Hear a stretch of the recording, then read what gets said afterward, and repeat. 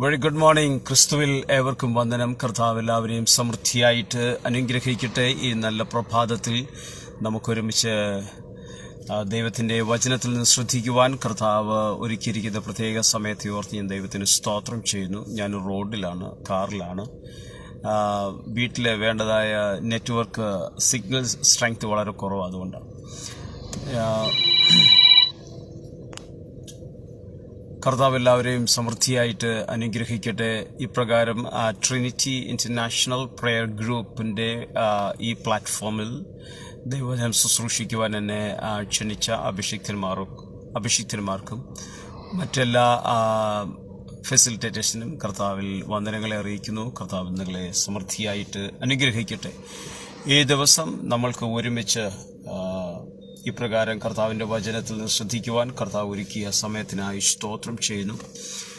ഈ പ്രഭാതത്തിലെ ചെറിയൊരു ചിന്തയ്ക്കായിട്ട് നമുക്ക് മർക്കോസിൻ്റെ സുവിശേഷം അതിൻ്റെ 10-ാമത്തെ അധ്യായം അവസാനത്തെ പോർഷനിലേക്ക് നമുക്ക് പോകാം. അതായത് 46 മുതൽ 52 വരെയുള്ള വാക്യങ്ങളിൽ നമുക്ക് കാണുവാൻ സാധിക്കുന്നത് നസ്രായനാകുന്ന യേശു ക്രിസ്തു തൻ്റെ ശിഷ്യന്മാരുമായിട്ട് ഒരു വലിയ ജനക്കൂട്ടവുമായിട്ട് യെരിഹോവിൽ നിന്ന് പുറപ്പെട്ടു വരുന്നു എന്നുള്ള ഒരു ഭാഗമാണ് നമുക്കിവിടെ കാണുവാൻ സാധിക്കുന്നത്. പ്രസക്തമായിരിക്കുന്നൊരു ഭാഗം, ആ യെരിഹോവിൻ്റെ വഴിത്താരയിൽ ഒരു യാചകൻ ഇരിപ്പുണ്ട്. പേര് ബർത്തിമായി, അല്ലെങ്കിൽ ദ സൺ ഓഫ് തിമേയൂസ്. അവൻ്റെ പേരല്ല, അവൻ്റെ അപ്പൻ്റെ പേരാണ്. തിമായിയുടെ മകൻ എന്നാണ് അവിടെ എഴുതിയിരിക്കുന്നത്. ഞാൻ ആ ഭാഗം വായിച്ചപ്പോൾ മനസ്സിലാകുന്ന ഒരു സംഗതി, യഥാർത്ഥത്തിൽ ചില ചിതറിയ അല്ലെങ്കിൽ പ്രശ്നങ്ങൾ നിറഞ്ഞ സങ്കീർണമായ വിഷയങ്ങൾ കൊണ്ട് ജീവിതം വല്ലാതെയായിപ്പോയവരുടെയൊക്കെ പേരുകൾക്ക് പ്രസക്തിയില്ല, മറിച്ച് അവരുടെ അപ്പന്മാർ അല്ലെങ്കിൽ കുടുംബത്തിനൊക്കെയാ പലപ്പോഴും ജനം അതാണ് ശ്രദ്ധിക്കാറുള്ളത്. ഇന്നയാളിൻ്റെ മകൻ എന്നൊക്കെയാണ് ശ്രദ്ധിക്കാറുള്ളത്. ഇവിടെ നസ്രായനാകുന്ന യേശു ക്രിസ്തു ആ വഴിധാരയിൽ കൂടെ കടന്നു വരുമ്പോൾ ഈ തിമേയൂസ്, സൺ ഓഫ് തിമേയൂസ് അല്ലെങ്കിൽ ബർത്തിമായി ആ വഴിയരികിൽ ഇരുന്ന് യാചിക്കുന്നവനായി ആ വഴിയരികിൽ ഇരിക്കുകയായിരുന്നു. ഈ ശബ്ദവും അല്ലെങ്കിൽ ആ പുരുഷാരത്തിൻ്റെ ആരവവും ഒക്കെ കേട്ടിട്ടാകാം അവൻ ആരാഞ്ഞു, ഇതാരാ, എന്താ ഈ സംഭവം, ഇതുവഴി ആരാണ് പോകുന്നത് എന്ന് ചോദിച്ചപ്പോൾ അവിടെ എഴുതിയിരിക്കുന്നത് ഇപ്രകാരമാണ്: നസ്രായൻ ആയ യേശു എന്ന് കേട്ടിട്ട്, അവൻ കേട്ടതിങ്ങനെയാണ്, നസ്രായനാകുന്ന യേശു എന്ന് കേട്ടിട്ട് അവൻ ഇപ്രകാരം വിളിച്ചു പറഞ്ഞു, ദാവീദ് പുത്ര യേശുവേ, എന്നോട് കരുണ തോന്നണമേ. Have mercy on me. എന്നോട് കരുണ തോന്നണമേ. ദൈവമേ, എന്നോട് കരുണ തോന്നണമേ. ദൈവമേ, എന്നോട് കരുണ തോന്നണമേ എന്ന് പറയുമ്പോൾ അതിനകത്ത് പ്രസക്തമായിരിക്കുന്നൊരു വിഷയം, എനിക്ക് യാതൊരു വിധമാകുന്ന എലിജിബിലിറ്റീസും ഇല്ല, എനിക്ക് യോഗ്യതകളില്ലാത്ത മനുഷ്യനാണ്, ഐ ഡോണ്ട് ഡിസേർവ് ഇറ്റ്, ഞാൻ അർഹിക്കുന്ന അല്ലെങ്കിൽ സഹായം അർഹിക്കുന്നയാളല്ല, അതുകൊണ്ട് എന്നോട് കരുണ തോന്നണം. സോ അവൻ്റെ കരച്ചിലിൽ ദരിദ്രനായിരിക്കുന്ന, യാചകനായിരിക്കുന്ന, അന്ധനായിരിക്കുന്ന ആ മനുഷ്യൻ്റെ കരച്ചിലിൽ ജനത്തിന് അത്ര സുഖമായിട്ട് തോന്നിയില്ല. ജനം അവനെ ശാസിച്ചു, അല്ലെങ്കിൽ ജനക്കൂട്ടം അവനോട് മിണ്ടാതിരിക്കുവാൻ പറഞ്ഞു. ഞാൻ മനസ്സിലാക്കുന്ന ഒരു സംഭവം, യഥാർത്ഥത്തിൽ എല്ലാ അന്ധരും ദരിദ്രരല്ല, എല്ലാ ദരിദ്രരും യാചകരുമല്ല. ഇവനെ സംബന്ധിച്ചിടത്തോളം ഇവൻ ബ്ലൈൻഡാണ്, അതായത് കുരുടനാണ്, അവൻ ദരിദ്രനാണ്, യാചകനുമാണ്. ഇപ്പോൾ വഴിയരികിൽ അവൻ ഇരിക്കുകയും കൂടെയാണ്. ഞാൻ മനസ്സിലാക്കുന്നത്, യേശു കർത്താവിനോട് അവൻ ഇപ്രകാരം, യേശുവേ ദാവീദ് പുത്ര എന്നോട് കരുണ തോന്നണമേ എന്ന് വിളിച്ചപ്പോൾ നസ്രായനാകുന്ന യേശു അവൻ്റെ ശബ്ദം കേട്ടിട്ടുണ്ട്. പക്ഷേ ജനം അവനോട് പറഞ്ഞു, മിണ്ടാതിരിക്കുവാൻ അവനെ ശാസിച്ചു. They sternly stopped him, rebuked him to stop him. So മിണ്ടാതിരിക്കാൻ അവനോട് പറഞ്ഞു. പക്ഷേ അവൻ ആ ഒഫൻസിനെ, അല്ലെങ്കിൽ അവനോട് മിണ്ടാതിരിക്കുവാൻ അവനെ ശാസിച്ചപ്പോൾ അവിടെ വചനം എഴുതിയിരിക്കുന്നത്, he cried out all the more, അവൻ അധികം നിലവിളിച്ചു. അധികം നിലവിളിച്ചു. ഇവന്റെ നിലവിളിയുടെ ശബ്ദം നസ്രായൻ കേട്ടിട്ട് അവനെ വിളിപ്പീൻ എന്ന് പറഞ്ഞു. ജനക്കൂട്ടം വന്ന് അവനെ വിളിക്കുന്നു. ഇവിടെ നമ്മൾ കാണുന്ന ഒരു സംഭവം, ഒരു ട്വിസ്റ്റ് ഉണ്ട്. അതായത് ഇത് സൈക്കോളജിക്കലി അക്സെപ്റ്റ് ചെയ്യാൻ പറ്റാത്ത ഒരു സംഭവം. അതായത് ഒരു ജനക്കൂട്ടം വന്ന് അവനോട് പറയുന്നു നീ മിണ്ടാതിരിക്ക്. അതേ ജനക്കൂട്ടം വന്ന് പറയുന്നു നിന്നെ യേശു വിളിക്കുന്നു. ഇത് അതായത് ഈ ദരിദ്രനായിരിക്കുന്ന, യാചകനായിരിക്കുന്ന, അന്ധനായിരിക്കുന്ന ഈ മനുഷ്യൻ, ജനക്കൂട്ടം അവരോട് പറഞ്ഞു നീ മിണ്ടാതിരിക്കുക. അതേ ജനക്കൂട്ടം എന്ന് പറയുന്നു നിന്നെ യേശു വിളിക്കുന്നു. ആ വിളി സ്വീകരിക്കണമെങ്കിൽ അവന്റെ മനസ്സിന്റെ ഒരു ഫ്ലെക്സിബിലിറ്റി ഉണ്ട്.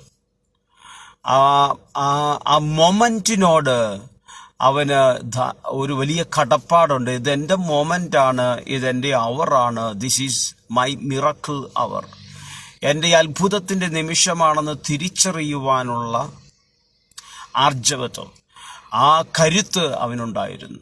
ആർജവമുണ്ടായിരുന്നു, ആ കരുത്ത് അവനുണ്ടായ ആ ഡിസിഷനിൽ, ആ മൊമെന്റ് തിരിച്ചറിയാൻ, ഇത് ആരൊക്കെ എന്നെ സ്റ്റോപ്പ് ചെയ്താലും, ഒരു ജനക്കൂട്ടം എന്നോട് മിണ്ടാതിരിക്കുവാൻ പറഞ്ഞാലും, ഞാൻ അധികം നിലവിളിക്കാനും, അതേ ജനക്കൂട്ടം വന്ന് മുറിവേൽപ്പിച്ചവർ വന്ന് അവനെ ക്ഷണിക്കുമ്പോൾ ആ ക്ഷണത്തോട് പ്രതികരിക്കുവാൻ ഒരു പോസിറ്റീവ് ഫോഴ്സ്, ഒരു പോസിറ്റീവ് എനർജി അവനുണ്ടായിരുന്നു. നമ്മുടെ ജീവിതത്തിൽ പലപ്പോഴും ആരെങ്കിലും മിണ്ടാതിരിക്കടാ എന്ന് പറഞ്ഞു കഴിഞ്ഞാൽ ആ വ്യക്തിയെ പിന്നെ നമ്മൾ ശത്രുവായിട്ടാണ് കാണുന്നത്, എൻ്റെ ടോട്ടൽ ലൈഫ് എനിമിയായിട്ടാണ് കാണുന്നത്. എൻ്റെ ജീവിതത്തിലുടനീളം ആ മനുഷ്യൻ എൻ്റെ ശത്രുവായിരിക്കും. എന്നെ ഇങ്ങനെ ഒഫൻഡ് ചെയ്തു, എൻ്റെ ഇല്ലായ്മയിൽ, എൻ്റെ ഞെരുക്കത്തിൽ, എൻ്റെ സങ്കടത്തിൽ, എൻ്റെ വൈകല്യത്തിൽ എന്നെ ഒതുക്കാൻ ശ്രമിച്ചു, എന്നെ ഇല്ലാതാക്കാൻ ശ്രമിച്ചു.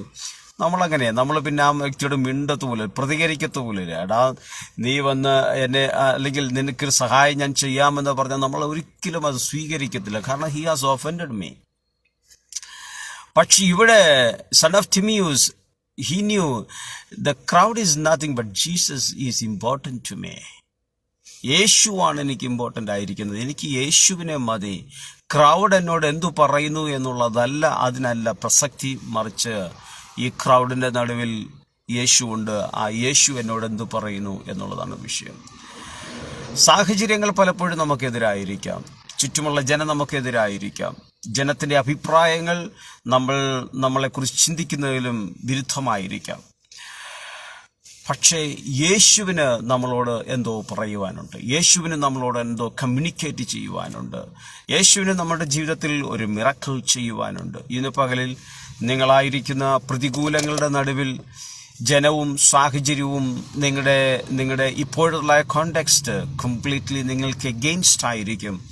പക്ഷെ കർത്താവിന് നിങ്ങളോട് സംസാരിക്കുവാനുണ്ട്. ചില സന്ദർഭങ്ങളിൽ ഒരു കോണ്ടെക്സ്റ്റ് തന്നെ അനുകൂലവും പ്രതികൂലവുമാകാം. ആ കോണ്ടെക്സ്റ്റുകൾക്കനുസരിച്ച് നമ്മുടെ ലക്ഷ്യം എന്താണോ, ആ ഡെസ്റ്റിനി എന്താണോ, അതിനനുസരിച്ച് പ്രതികരിക്കുവാനുള്ള ശേഷി, കരുത്ത് നമുക്ക് ഉണ്ടെങ്കിൽ നമ്മുടെ ജീവിതം ധന്യമായി തീരും.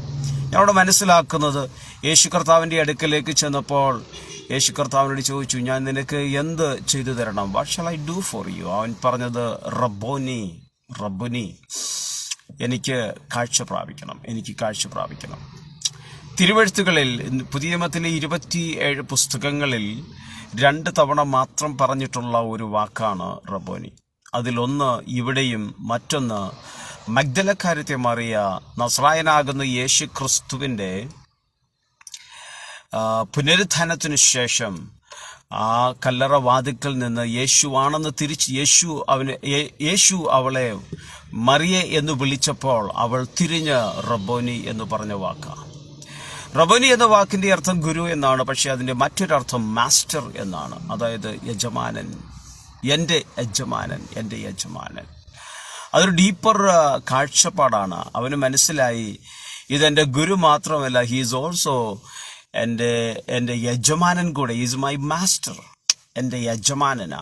എൻ്റെ കാര്യങ്ങൾ നോക്കി നടത്തുവാൻ ശേഷിയുള്ള, എൻ്റെ കാര്യങ്ങൾ നന്നായി ചെയ്യുവാൻ കഴിവുള്ള ഒരു യജമാനൻ്റെ മുമ്പിലാണ് ഞാൻ നിൽക്കുന്നത്. ഇറ്റ്സ് എ ഡീപ്പർ റെവലേഷനാ. അവൻ്റെ ഹൃദയത്തിലെ ആഴമേറിയ ഒരു വെളിപ്പാടാ അവൻ യേശുവിനെ വിളിച്ചത് എൻ്റെ യജമാനൻ. നമ്മൾ ക്രിസ്തുവിനെ കുറിച്ച് എന്താണ് നമ്മുടെ അഭിപ്രായം? യേശുവിനെ കുറിച്ചുള്ള ചിന്ത എന്താ? നമ്മുടെ ഹൃദയത്തിലകത്ത് വീണിരിക്കുന്ന ആ ഡീപ്പർ തോട്ട്, യേശുവിനെ കുറിച്ചുള്ള ആഴത്തിലുള്ള സത്യം, ആ ചിന്ത, ആ ധാരണ, ആ ബോധ്യം, that makes lots of difference in our life. അവൻ വിളിച്ചത്, യേശുവേ ദാവീദ് പുത്ര എന്നോട് കരുണ തോന്നണമേ. സെക്കൻഡ് ഹി കോൾഡ് റബ്ബോനി, എൻ്റെ യജമാനനെ എന്നോട് കരുണ തോന്നണമേ. ആ പാസേജ് ഇപ്രകാരമാണ് വായിക്കുന്നത്. അപ്പോൾ, അതായത് യേശു അവനെ വിളിച്ചപ്പോൾ, ഇവിടെ മനസ്സിലാക്കുന്ന ഒരു സംഭവം, യേശു അവനെ വിളിക്കാൻ പറഞ്ഞു. അപ്പോൾ അവൻ വിളിച്ചപ്പോൾ അവൻ പുതപ്പും ഇട്ട് കളഞ്ഞിട്ട് യേശുവിൻ്റെ അടുക്കലേക്ക് വരുന്നു. അതായത് അവൻ പുതച്ചിരുന്ന ദാരിദ്ര്യത്തിൻ്റെ, ഒരു യാചകവേഷത്തിൻ്റെ ഒരു ഒരു ഒരു ഒരു പുതപ്പ്, ഒരു വഴിത്താരയിലിരിക്കുന്ന ആ മനുഷ്യൻ, ഒരു പുതപ്പുണ്ട് അവൻ്റെ. ആ പുതപ്പ് കാണുമ്പോൾ തന്നെ അവർക്ക് മനസ്സിലാകും ഈ അവൻ ഇരിക്കുന്നത്, ദാരിദ്ര്യത്തിലിരിക്കുന്ന മനുഷ്യൻ യാചകനാണ്. ആ യാചക സ്വഭാവമുള്ള പുതപ്പ് ഇട്ട് കളഞ്ഞിട്ട് അവൻ യേശുവിൻ്റെ അടുക്കലേക്ക് പോയി. നസ്രായൻ്റെ അടുക്കലേക്ക് നമ്മൾ ഓടിച്ചെല്ലുമ്പോൾ നമ്മുടെ ദാരിദ്ര്യത്തിൻ്റെ പുതപ്പ് നമ്മൾ എടുത്ത് കളയുന്നതോടൊപ്പം തന്നെ സമ്പന്നതയുടെയും പുതപ്പ് നമ്മൾ ഉപേക്ഷിക്കേണ്ടത് ആവശ്യം. ദാരിദ്ര്യത്തിൻ്റെ, അതായത് ഈ ദാരിദ്ര്യത്തിൻ്റെ പുതപ്പ് നമ്മൾ ഉപേക്ഷിക്കുക. അതായത് ഞാൻ ദരിദ്രനല്ല, ഇനി ഞാൻ ഒരിക്കലും ദരിദ്രനല്ല എന്നുള്ള ഭാവം, എന്ന ബോധ്യം നമുക്കുണ്ടാകണം. ക്രിസ്തുവിൻ്റെ അടുക്കൽ നിൽക്കുമ്പോൾ ഞാൻ ദരിദ്രനല്ല, ഞാൻ ധനികനാണ്.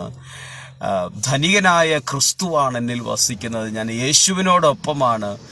യേശു ധനികനാണെന്നുള്ള ബോധ്യം, ഫിനാൻഷ്യൽ ബ്ലെസ്സിങ്സ് അല്ല, അതിനേക്കാളൊക്കെ ഉപരിയായി is A rich God, is A വെൽതി God.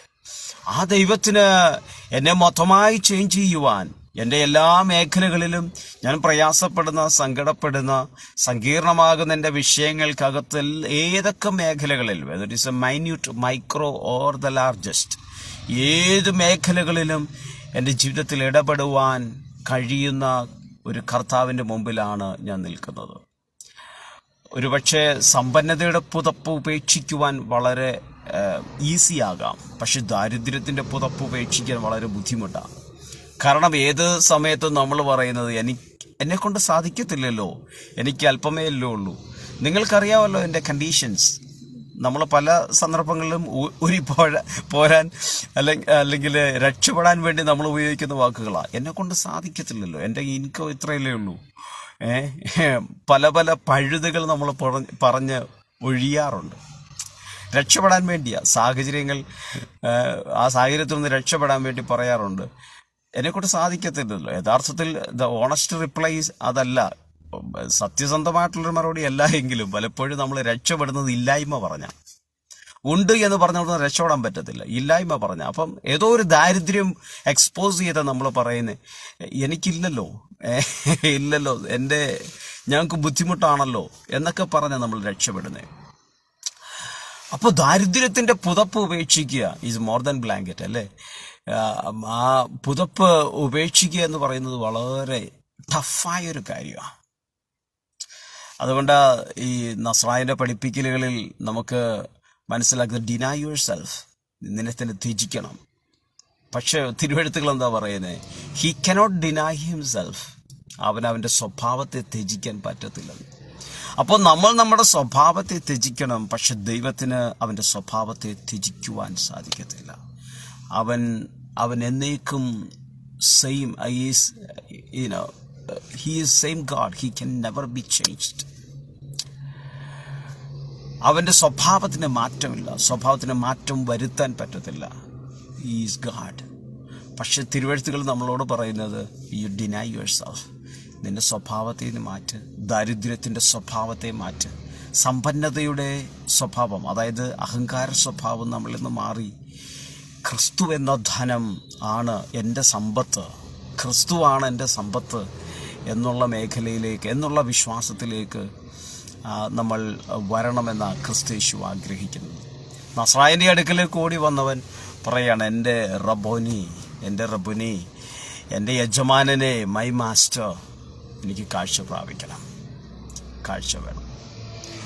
ജീവിതത്തിൽ ക്രിസ്തുവിനെ കാണുക എന്നുള്ളത് നമ്മുടെ ജീവിതത്തിൽ വളരെ വളരെ അനുഗ്രഹമായിരിക്കും. അങ്ങനെ ഒരു ലക്ഷ്യം നമ്മുടെ ജീവിതത്തിൽ വളരെ ശ്രേഷ്ഠമായിരിക്കും. ക്രിസ്തുവിനേക്കാൾ ഉപരിയായി മറ്റൊന്നുമില്ല. ദൈവത്തെ കാണുവാൻ എനിക്ക് യേശുവിനെ കാണണം, എനിക്ക് കാഴ്ച വേണം എന്നുള്ളത്. ഞാൻ മനസ്സിലാക്കുന്ന ഒരു സംഭവം, ഇവൻ റബ്ബോനി സൺ ഓഫ് തിമേസ് അന്ധനായിരുന്നപ്പോൾ യേശുവിനെ വിളിച്ചതാ എൻ്റെ യജമാനനാണെന്ന്. മഗ്ദലക്കാരത്തി മറിയ ആ കല്ലറയ്ക്ക് മുമ്പിൽ യേശുവിനെ കണ്ട് തൻ്റെ കണ്ണുകൾ കൊണ്ട് കണ്ടിട്ടാണ് എൻ്റെ മാസ്റ്റർ, എൻ്റെ യജമാനനെ എന്ന് വിളിച്ചത്.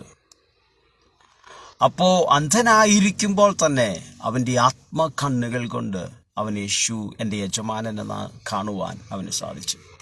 ഈ പ്രഭാതത്തിൽ ക്രിസ്തുവിനെ നിന്റെ യജമാനനായി കാണുവാൻ, എൻ്റെ ഗുരുവല്ല, ഗുരു മാത്രമല്ല, എൻ്റെ യജമാനൻ, എൻ്റെ എല്ലാ മേഖലകളിലും എൻ്റെ കാര്യങ്ങൾ നോക്കി നടത്തുന്ന എൻ്റെ യജമാനൻ, എൻ്റെ യജമാനൻ. അങ്ങനെ ക്രിസ്തുവിനെ കാണുവാൻ നമ്മുടെ ആത്മക്കണ്ണുകൾ തുറക്കുന്നുവെങ്കിൽ, ആരാ വിളിക്കുന്നത്? സൺ ഓഫ് തിമേസ് വിളിക്കുന്നത്. അന്ധനാണ്, യാചകനാണ്, വഴിത്താരയിലിരിക്കുന്നവനാണ്. ജീവിതത്തിൽ ഒത്തിരി ഞാൻ മനസ്സിലാക്കുന്നത് ഒത്തിരി ഒറ്റപ്പെടലുകൾ അനുഭവിക്കുന്ന മനുഷ്യനാണ്. ഒരു ശാപം പിടിച്ച മണ്ണിലാണ് ഇരിക്കുന്നത്. യാതൊരു വിധമാകുന്ന ജീവിതത്തിൽ ഒത്തിരി വലിയ സ്കോപ്പൊന്നുമില്ലാത്ത മനുഷ്യൻ, സിമ്പിൾ ആയിരിക്കുന്നൊരു മനുഷ്യൻ. പക്ഷെ അവൻ്റെ deep down in his heart അവൻ്റെ റെവലേഷൻ ക്രിസ്തുവിനെ കുറിച്ച്, ഹീ ഈസ് മൈ മാസ്റ്റർ, എൻ്റെ യജമാനനായി നിൽക്കുന്നത്. ആ ഉൾക്കാഴ്ച നമ്മുടെ ജീവിതത്തെ വ്യത്യസ്തമാക്കും. അവിടെ കാണുവാൻ സാധിക്കുന്നത്, നിങ്ങൾക്ക് വളരെ ഫെമിലിയറായൊരു സ്റ്റോറി ആയതുകൊണ്ട് അവിടെ കാണുവാൻ സാധിക്കുന്ന ഒരു എൻഡ് പോർഷൻ ഇപ്രകാരമാണ്. അതായത് അവൻ കാഴ്ച പ്രാപിച്ചിട്ട് യേശു പറയുന്നുണ്ട്, go, your faith has made you well. പോകാനാ പറയുന്നേ, നിന്റെ വീട്ടിലേക്കോ നിന്റെ നാട്ടിലേക്കോ നിന്റെ കൂട്ടുകാരുടെ അടുക്കലേക്കോ, get in to your community, go. Come എന്നല്ല യേശു പറഞ്ഞത്, അങ്ങനെയല്ല യേശു പറഞ്ഞത്. പക്ഷേ അവിടെ എഴുതിയിരിക്കുന്ന പാസേജ് ഇങ്ങനെ, and Jesus said to him, go, your faith has made you well. And immediately he regained his sight and began following him on the road. ആ വഴിത്താരയിൽ വെച്ച് തന്നെ നസ്രായനാകുന്ന യേശു ക്രിസ്തുവിനെ പോകാൻ പറഞ്ഞവൻ ആ വഴിത്താരയിൽ വെച്ച് തന്നെ യേശുവിനെ അനുഗമിക്കുന്നതാ നമ്മൾ കാണുന്നത്. നസ്രായനോടൊപ്പം നടക്കുന്നതാ നമ്മൾ കാണുന്നത്. യേശുവിനോടൊപ്പം നടക്കുക. യേശുവിൻ്റെ യാത്രയിൽ യേശുവിനെ അനുഗമിച്ച് യേശുവിനോടൊപ്പം യാത്ര ചെയ്യുവാൻ കാണിച്ച ആ മനസ്സ്, ക്രിസ്തുവിനോടൊപ്പം നടക്കുവാൻ. തിരുവെഴുത്തുകളും നമ്മളോട് അങ്ങനെ തന്നെയാണ് പറയുന്നത്. ക്രിസ്തുവിനോടൊപ്പം നടന്നാൽ അവൻ നിൻ്റെ കണ്ണീരൊപ്പം. യേശുവിനോടൊപ്പമാണ് നീ നടക്കുന്നതെങ്കിൽ നിൻ്റെ ഏതൊക്കെ പ്രതികൂല മേഖലകളിൽ കൂടി നീ കടന്നു പോയിരുന്നാലും യേശു നിന്നെ സഹായിക്കും. ബുദ്ധിമുട്ടുകൾ ജീവിതത്തിൽ കടന്നു വരുമ്പോൾ, പ്രതികൂല സാഹചര്യങ്ങളൊക്കെ നിങ്ങളുടെ ജീവിതത്തിൽ കടന്നു വരുമ്പോൾ യേശു നിങ്ങളെ കൈവിടുകയില്ല. അവൻ നിങ്ങളെ സഹായിക്കുന്ന ദൈവമാണ്. പക്ഷെ അവൻ്റെ പുസ്തകത്തിൽ പ്രകാരം എഴുതിയിട്ട് ജീവിതം ചില സന്ദർഭങ്ങളിൽ ലൈക്ക് സ്റ്റോം ടോസ്റ്റ്, അതായത് ഷിയാവിൻ്റെ പുസ്തകം അതിൻ്റെ ഷിയാവിൻ്റെ പുസ്തകം 42-ാമത്തെ അധ്യായത്തിൽ പ്രകാരം നമുക്ക് കാണാൻ 16-ാമത്തെ വാക്യത്തിൽ അത് സ്റ്റോം ടോസ്റ്റ് എന്നൊരു വാക്കുണ്ട്. അതായത് കാറ്റിനാൽ അടിക്കപ്പെട്ടവൾ. മത്തായിയുടെ സുവിശേഷം 14-ാമത്തെ അധ്യായത്തിൽ നമ്മൾ കാണുവാൻ സാധിക്കുന്നത് ബാറ്റേഡ് ബൈ ദ വേവ്സ്. ജീവിതത്തിൽ ചില സന്ദർഭങ്ങൾ അങ്ങനെയാകാം. ഒരു നിയന്ത്രണവും നമുക്ക് സാധിക്കാതെ വരുമ്പോൾ, നമുക്ക് നമ്മുടെ ജീവിതത്തെ നിയന്ത്രിക്കാൻ സാധിക്കാതെ വരുമ്പോൾ, നമ്മുടെ കരിയറാകാം, നമ്മുടെ മിനിസ്ട്രി ആകാം, നമ്മളായിരിക്കുന്ന മേഖലകൾ ഏതൊക്കെ ബിസിനസ് ആകാം, അല്ലെങ്കിൽ കുടുംബജീവിതമാകാം, നിങ്ങളുടെ സ്വയമായുള്ളൊരു ജീവിതം, നിങ്ങളെ തന്നെ നിയന്ത്രിക്കുവാൻ പറ്റാതെ വരുന്ന മേഖലകൾ, ഒരുപക്ഷെ ജീവിതം വല്ലാതെ സങ്കടങ്ങളിലായിരിക്കുമ്പോൾ, ഒരു രീതിയിലും രക്ഷപ്പെടുവാൻ ഒരു മാർഗമില്ലാതിരിക്കുമ്പോൾ, സ്റ്റോം ടോസ്റ്റ് എന്ന് പറഞ്ഞു കഴിഞ്ഞാൽ നിങ്ങളൊരു കയ്യിലെടുത്തൊരു കോയിൻ എടുത്ത് ടോസ് ചെയ്യത്തില്ലേ? ക്രിക്കറ്റിലും മറ്റുമൊക്കെ നിങ്ങൾ ടോസ് ചെയ്യുന്നത് കാണുന്നില്ലേ? അതായത് ഒരു കോയിൻ ഇങ്ങനെ അടിച്ചു തെറിപ്പിക്കുന്നത്.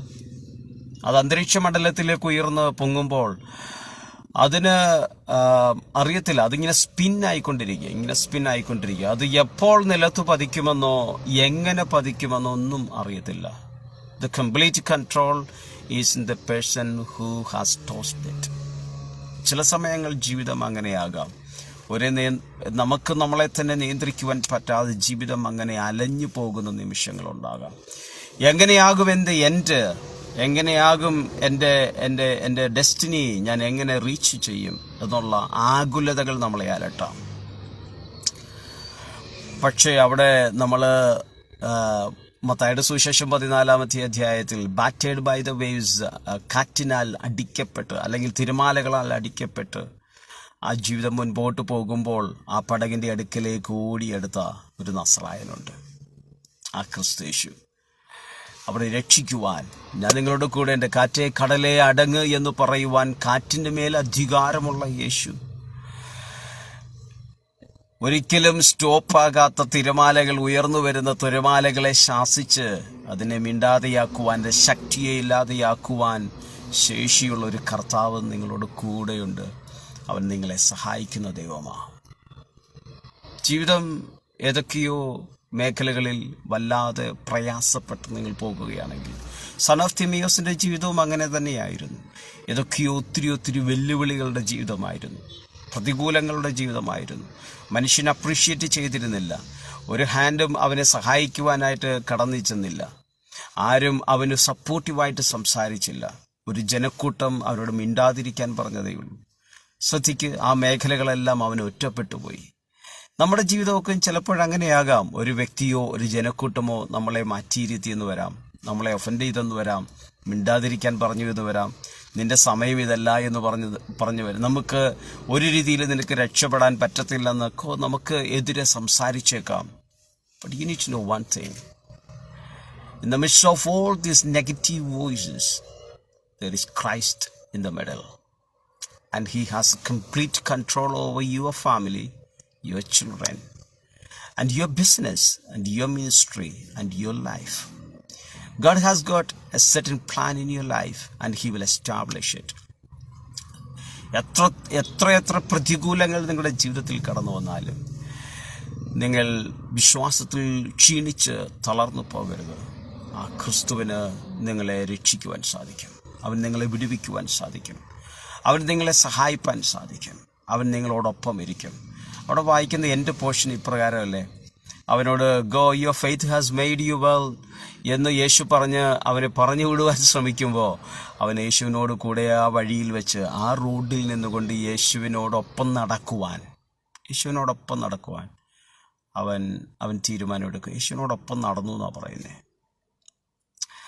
എഫെസ്യ ലേഖനത്തിൽ നമ്മൾ ഇപ്രകാരമാണ് വായിക്കുന്നത്, അതോ ജാതികൾ ആയിരിക്കുന്ന നമ്മൾ ക്രിസ്തുയേശുവിൽ കൂട്ടവകാശികളും ഏകശരീരസ്ഥരും വാഗ്ദത്തത്തിൽ പങ്കാളികളും ആകണം എന്നുള്ളത് തന്നെ.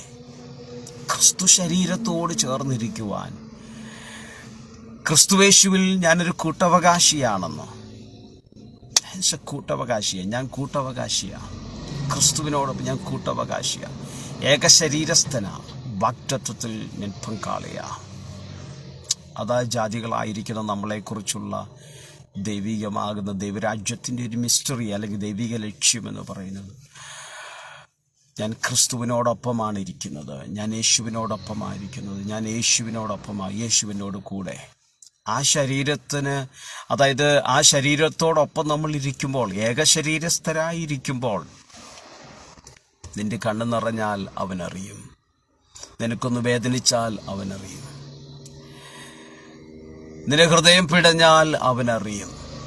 മറ്റാരും അത് കണ്ടെന്ന് വരത്തില്ല. മറ്റാരും അവർക്ക് വിശ്വസിക്കാനോ അവർക്കൊരു പക്ഷെ ബോധ്യപ്പെടുകയില്ല. പക്ഷേ യേശുവിനറിയാം. നിന്റെ എല്ലാ തകർച്ചയിലും, നിന്റെ എല്ലാ പ്രതികൂല സാഹചര്യങ്ങളിലും നിന്നോടൊപ്പം ഇരിക്കുന്ന ഒരു നല്ല യേശു. യേശുവിന് അസാധ്യമായിട്ടൊന്നുമില്ല. യേശുവൻ കാര്യങ്ങളെ നിങ്ങൾക്ക് വേണ്ടി ചെയ്യും. ഈ പ്രഭാതത്തിൽ ഒരു വാക്ക് നിങ്ങൾക്ക് വേണ്ടി പ്രാർത്ഥിക്കുവാൻ എനിക്ക് താല്പര്യമുണ്ടോ? യേശു നിങ്ങളെ രക്ഷിക്കുന്ന ദൈവമാണ്. നിങ്ങൾ കടന്നു പോകുന്ന ഏത് മേഖലകളിലും, ഒരു പക്ഷേ സാമ്പത്തികമായ ഞെരുക്കമായിരിക്കാം, ഒരുപക്ഷെ ശാരീരിക പ്രശ്നങ്ങളായിരിക്കാം, തലമുറകളെക്കുറിച്ചുള്ള ഭാരമായിരിക്കാം, അല്ല വൈകല്യങ്ങളായിരിക്കാം, ദാരിദ്ര്യമായിരിക്കാം, മറ്റേതോ സാമ്പത്തികമാകുന്ന പ്രശ്നങ്ങളായിരിക്കാം. പക്ഷെ ഇതിൻ്റെ എല്ലാം ഒരു എൻഡ് എന്ന് പറയുന്നത്, നീ ക്രിസ്തുവിനോടൊപ്പം ചേർന്ന് നടക്കുവാൻ നീ തീരുമാനമെടുത്താൽ, യേശുവിനോടൊപ്പം നടക്കുകയാണെങ്കിൽ അവൻ നിൻ്റെ കണ്ണീരൊപ്പം. ആ ജനക്കൂട്ടത്തിൻ്റെ നടുവിലും യേശു നിന്നെ തിരിച്ചറിഞ്ഞിട്ടുണ്ടെങ്കിൽ, നിൻ്റെ സങ്കടം കേട്ടിട്ടുണ്ടെങ്കിൽ, ആ യേശു നിന്നോടൊപ്പം വരും. സഖ്യൂസ്, യേശു അവനെ വിളിച്ചിട്ട് ജനം അവനെക്കുറിച്ച് പറഞ്ഞിരുന്നത്, അല്ലെങ്കിൽ ജനത്തിൻ്റെ അഭിപ്രായം ഈസസിന് അവനൊരു പാപിയാണെന്നാണ്. പക്ഷേ യേശുവിൻ്റെ തീരുമാനം അതിൻ്റെ ബേസിലല്ലായിരുന്നു. യേശുവിൻ്റെ തീരുമാനം, I must come with you to your house, ഞാൻ നിൻ്റെ വീട്ടിലേക്ക് ഇന്ന് നിന്നോടുകൂടെ പാർക്കേണ്ടതാകുന്നു എന്നാണ് പറഞ്ഞേ. ജനം എന്തു പറയുന്നു എന്നുള്ളതല്ല, മറിച്ച് ക്രിസ്തു നമ്മളെക്കുറിച്ച് എന്തു പറയുന്നു എന്നുള്ളതിനാ പ്രസക്തി. യേശു എന്താ പറഞ്ഞത്? Go, your faith has made you well. യേശുവിനെ വിശ്വസിക്കുവാൻ, ജീവിതത്തിൻ്റെ എല്ലാ മേഖലകളിലും ക്രിസ്തുവിനെ വിശ്വസിക്കുവാൻ, എന്നെ കൈപിടിച്ചുയർത്തുന്ന എൻ്റെ യേശു ധനികനായിരിക്കുന്ന ക്രിസ്തു, പൗലോസ് പറയുന്നത് പോലെ, Christ in me the hope of glory. ആ ക്രിസ്തു എൻ്റെ അകത്തു വസിക്കുന്നു. Let's pray. ഞങ്ങളുടെ സ്വർഗീയ പിതാവേ, നല്ല പ്രഭാതത്തിനായി സ്തോത്രം. ക്രിസ്തുവേശുവിൽ അങ്ങയുടെ മക്കളെ അനുഗ്രഹിച്ചു പ്രാർത്ഥിക്കുന്നു. ജീവിതത്തിലെ ഏതെങ്കിലും ആവശ്യങ്ങളുടെ മുഖത്ത് സങ്കടത്തോടെ ആരെങ്കിലും ഇരിക്കുന്നുണ്ടെങ്കിൽ, ഇന്ന് പകലിൽ അങ്ങയുടെ മക്കളെ കർത്താവ് സഹായിക്കണേ, അങ്ങ് രക്ഷിക്കണമേ. ഈ വെർച്വൽ പ്ലാറ്റ്ഫോമിൽ ഞങ്ങൾ ഒരുമിച്ച് ദൈവത്തിൻ്റെ വചനം ശ്രദ്ധിക്കുമ്പോൾ, പരിശുദ്ധയാത്മാവേ, അങ്ങയുടെ മക്കളോട് സംസാരിച്ചു കൊണ്ടിരിക്കാൻ വേണ്ടി പ്രാർത്ഥിക്കുന്നു. മനുഷ്യൻ ഞങ്ങളെ ഉപേക്ഷിക്കും, ഞങ്ങളെ ഒറ്റപ്പെടുത്തും, ഞങ്ങളെ വഴിയരികിൽ തള്ളും. ജീവിത സാഹചര്യങ്ങൾ ഒരുപക്ഷെ ഞങ്ങളെ ദാരിദ്ര്യത്തിലേക്കും യാചകനായിട്ടുമൊക്കെ ഞങ്ങളെ മാറ്റും. പക്ഷെ ക്രിസ്തു എന്ന ധനം ഞങ്ങളെ രക്ഷിക്കും. അങ്ങയുടെ മക്കളെ കർത്താവ് സഹായിക്കണേ. ആ ക്രിസ്തുവിനോടൊപ്പമാണ് അങ്ങയുടെ മക്കൾ നടക്കുന്നതെന്നുള്ള ബോധ്യം അങ്ങ് കർത്താവ് കൊടുക്കുവാൻ വേണ്ടി പ്രാർത്ഥിക്കുന്നു. ക്രിസ്തുവിൽ അങ്ങയുടെ മക്കളെ അനുഗ്രഹിച്ചു പ്രാർത്ഥിക്കുന്നു. കൈപിടിച്ചുയർത്തണമേ, കൂടെ നിൽക്കണമേ. ഞങ്ങളുടെ പ്രാർത്ഥന കേട്ടതിനായി സ്തോത്രം, യേശു ക്രിസ്തുവിൻ്റെ നാമത്തിൽ തന്നെ, ആമേൻ. കർത്താവ് നിങ്ങളെ ഏവരെയും സമൃദ്ധിയായിട്ട് അനുഗ്രഹിക്കട്ടെ. ട്രിനിറ്റി ഇൻ്റർനാഷണൽ പ്രയർ ഗ്രൂപ്പിനോടുള്ള പ്രത്യേക നന്ദി അറിയിക്കുന്നു. എൻ്റെ പിന്നിൽ പ്രവർത്തിക്കുന്നവരെ കർത്താവ് സഹായിക്കട്ടെ. എന്നെ കോണ്ടാക്ട് ചെയ്ത പാസ്റ്റർ സജു, അപ്പോൾ തന്നെ പാസ്റ്റർ ജേക്കബ്, എല്ലാവരെയും കർത്താവ് സമൃദ്ധിയായിട്ട് അനുഗ്രഹിക്കട്ടെ. ഇനി അഡ്മിൻ പാനലെല്ലാം കർത്താവ് അനുഗ്രഹിക്കട്ടെ. എല്ലാവിധ അനുഗ്രഹങ്ങളും നിങ്ങൾക്കുണ്ടാകട്ടെ. God bless. Thank U.